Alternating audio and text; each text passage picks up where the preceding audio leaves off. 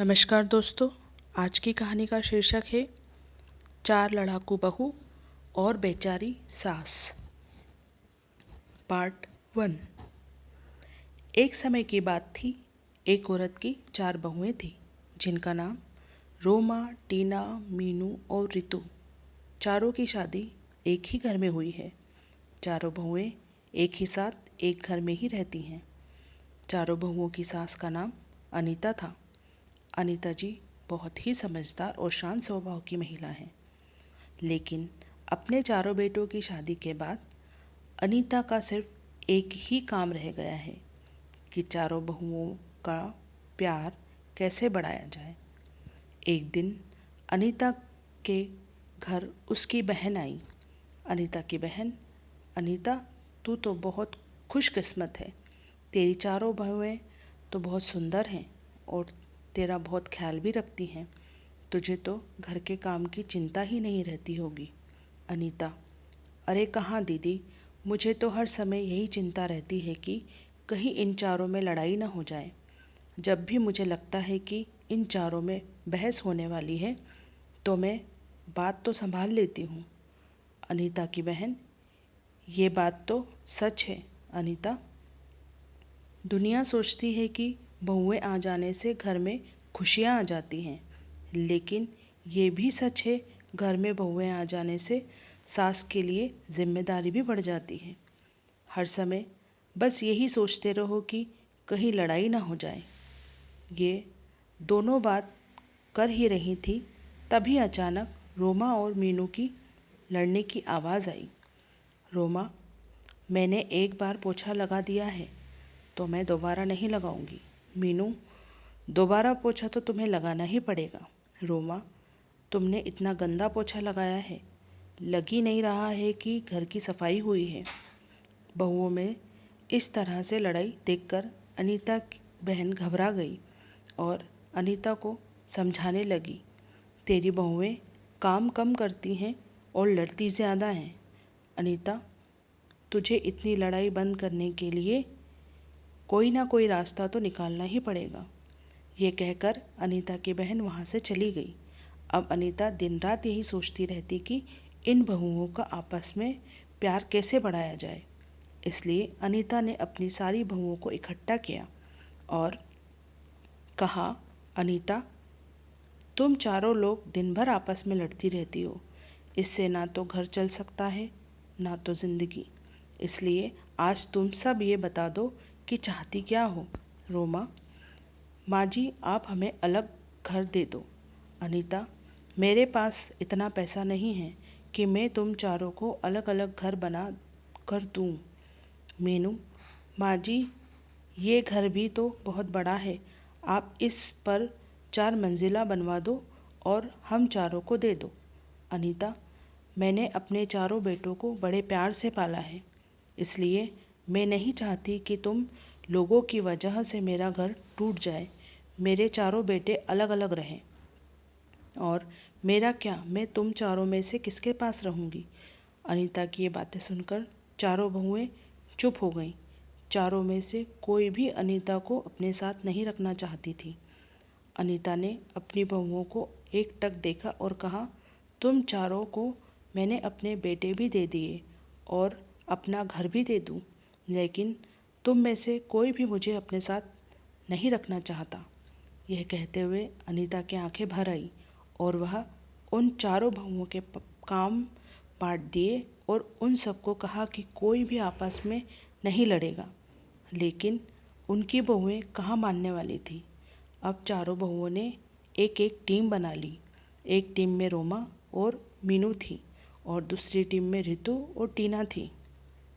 चारों आपस में लड़ती तो नहीं थी, लेकिन एक दूसरे की चुगली करने लगी थी। एक दिन टीना और रितु ने अपनी सास से कहा, टीना, माँ जी, आपको पता है रोमा 12 बजे से सो रही है। आज तो उसने सिर्फ घर की झाड़ू ही लगाई है और पोछा भी नहीं लगाया। रितु: हाँ माँ जी, अपने लड़ने के लिए मना किया है, इसलिए मैं मीनू से कुछ नहीं कहती। वह आज ही बाज़ार जाकर अपने लिए 3-3 साड़ियाँ लाई है। अपने लिए 3 साड़ियाँ लाई है और आपके लिए एक भी साड़ी नहीं लाई है। रितु और टीना तो अपने सास को चुगली करके चली गईं। अब मीनू और रोमा की बारी थी। मीनू, माँ जी, आपने रितु को तो सर पर चढ़ा रखा है। वो हमेशा रोटियां जला देती है और आपके बेटे भी बोल रहे थे कि रितु के हाथ की रोटियां अच्छी नहीं लगती। रोमा, और माँ जी, कल टीना ने सबके कपड़े धोए पर मेरे नहीं धोए। मैं खाना बनाती हूँ तो सबके लिए बनाती हूँ ना, मैं किसी दिन उसके लिए खाना ना बनाऊँ तो उसे कैसा लगेगा। अनीता सारी बहुओं की बातें सुनती और सर पकड़कर बैठ जाती। इसी तरह दिन बीत रहे थे। जब बहुओं को लगा कि हमारी सास तो हमें घर बनाकर नहीं देगी, तो चारों बहुओं ने अपने अपने पतियों को भड़काना शुरू कर दिया। जैसे ही उनके पति काम से आते, वैसे ही चारों बहुएं चुगली करने में लग जाती। एक दिन जब उनके पति घर आए तो रोमा बोली, रोमा, सुनो जी, मैं इस घर में नहीं रह सकती हूँ। मेरा सारा दिन घर का काम करती हूँ और फिर भी आपकी माँ और आपकी भाभियाँ के ताने सुनती हूँ। रोमा का पति, मैं भी रोज़ रोज़ की लड़ाइयों से दुखी हो चुका हूँ। आज तो फैसला हो ही जाए। उधर मीनू भी अपने पति से कहती है, मीनू, सुनिए जी, हम सब कब तक आपके घर वालों के साथ पिसते रहेंगे। बच्चे बड़े हो रहे हैं, उनके भी भविष्य के बारे में सोचना है। आप तो सारे घर का खर्चा चलाते हो और मैं घर के काम में लगी रहती हूँ। माँ जी से बोलिए ना, इस घर को तुड़वा कर फ्लैट बनवा दे, हम आराम से रहेंगे। मीनू का पति, तुम ठीक कह रही हो, आज माँ से इस बारे में बात कर ही लेता हूँ, आखिर हमारी भी पर्सनल लाइफ है। अनीता के बेटे उससे बात करने के लिए आए और पीछे पीछे बहुएं भी आ गईं। बेटा, माँ, माँ, कहाँ हो आप, बाहर आओ। तो अनीता कमरे से बाहर आती है। बेटा, माँ, आप घर तो तोड़कर फ्लैट बनवा दो ना, सब साथ में नहीं रह सकते। दूसरा बेटा, हाँ माँ, हम सबको एक रूम मिला हुआ है, हमारे बच्चे बड़े हो रहे हैं, उनको भी अपना रूम अलग से चाहिए ना। और जो आपकी बहुओं में 24 घंटे लड़ाई होती रहती है, वो भी नहीं होगी। अलग अलग रहने से आपको भी शांति मिलेगी और हमें भी। माँ, अच्छा, तुम्हारी पत्नियाँ ये घर तुड़वाने के लिए मुझे नहीं मना पाई तो मेरे बेटों को भी भड़का दिया। मैं इस घर को तुड़वाने नहीं चाहती। इस घर में तुम्हारे पिता की यादें हैं, तुम्हारा बचपन बीता है और तुम चारों अपनी पत्नियों को समझाने के बजाय मुझसे ये घर तुड़वाने के लिए बोल रहे हो। अनीता ने अपने बेटे और बहुओं को बहुत समझाया लेकिन कोई भी राज़ी नहीं हुआ और मजबूरी में अनीता को अपना घर तुड़वाना ही पड़ा। जैसे जैसे हथौड़ा घर की दीवारों पर चोट कर रहा था, अनीता को वो चोट अपने दिल पर महसूस हो रही थी। अब कुछ दिन बाद उस घर की जगह एक आलीशान बिल्डिंग खड़ी थी। अनीता ने अपने चारों बेटे और बहुओं को बुलाया और कहा, अनीता, तुम चारों के फ्लैट बनकर तैयार हो गए हैं। अब तुम सब आराम से रह सकते हो। तुम अपने अपने परिवार के साथ खुश रहोगे, लेकिन मेरा परिवार तो तुम सब हो। तुम्हें अलग अलग जाता देख मुझे कितना दुख हो रहा है, कैसे बताऊं। बेटा, माँ आप कहाँ रहेंगी, मतलब हम में से किसके साथ रहेंगी।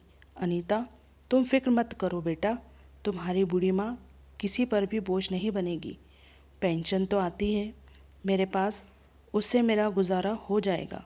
तुम चारों एक एक फ्लैट में रह लोगे तो ये नीचे का हिस्सा बचेगा, मैं वहीं रह लूँगी। चारों बेटे अपनी अपनी पत्नी और बच्चों को लेकर चले गए और आराम से रहने लगे। अनीता पूरे दिन यहीं रहती और यही सोचती, मेरी बहुओं में मुझसे मेरे चारों बेटों को छीन लिया। चारों में से कोई भी मेरे पास नहीं आता, लेकिन सभी दिन एक जैसे नहीं रहते। कल मेरी जगह मेरी बहुएं भी होंगी, तब देखती हूँ। तो दोस्तों, ये था 4 लड़ाकू बहू और बेचारी सास का प्रथम पार्ट। दूसरे पार्ट के लिए हमारे चैनल पर बने रहिए। कहानी अच्छी लगी हो तो कहानी को लाइक, शेयर और चैनल को सब्सक्राइब ज़रूर करिए। धन्यवाद।